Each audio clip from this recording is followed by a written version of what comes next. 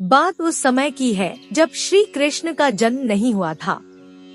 कंस ने आकाशवाणी को सुनकर अपने पिता राजा उग्रसेन का बंदी बना लिया था और खुद राजा बन बैठा था। अक्रूर जी उन्हीं के दरबार में मंत्री के पद पर आसीन थे।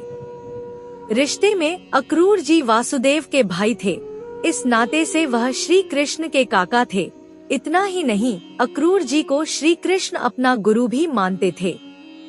जब कंस ने नारद मुनि के मुंह से सुना कि कृष्ण वृंदावन में रह रहे हैं, तो उन्हें मारने के विचार से कंस ने अक्रूर जी को अपने पास बुलाया। उसने अक्रूर जी के हाथ निमंत्रण भेज कृष्ण और उनके बड़े भाई बलराम को मथुरा बुलाया।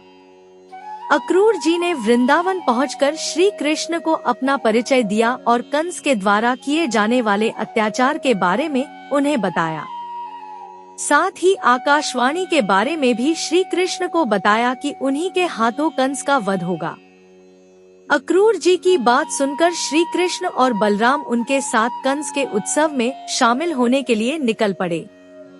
रास्ते में अक्रूर जी ने कृष्ण और बलराम को कंस के बारे में और युद्धकला के बारे में बहुत सारी जानकारियाँ दी। इस वजह से श्री कृष्ण ने उन्हें अपना गुरु मान लिया था। मथुरा पहुंचने के बाद श्री कृष्ण ने कंस को मार गिराया और मथुरा के सिंहासन पर वापस राजा उग्रसेन को बैठा दिया और अक्रूर जी को हस्तिनापुर भेज दिया।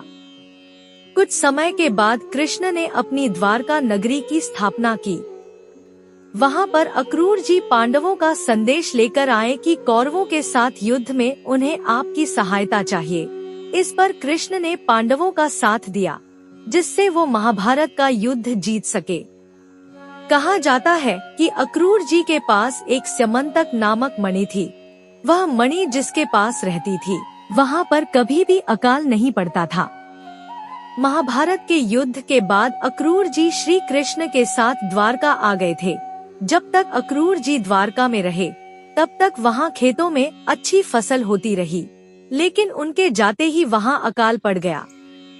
इसके बाद श्री कृष्ण के आग्रह पर अक्रूर जी वापस द्वारका आए और नगरवासियों के सामने स्यमंतक मणि दिखाई, जिसके बाद श्री कृष्ण पर लगा स्यमंतक मणि की चोरी का आरोप गलत साबित हुआ। बताया जाता है कि इसके कुछ समय के बाद अक्रूर जी ब्रह्मा तत्व में लीन हो गए थे।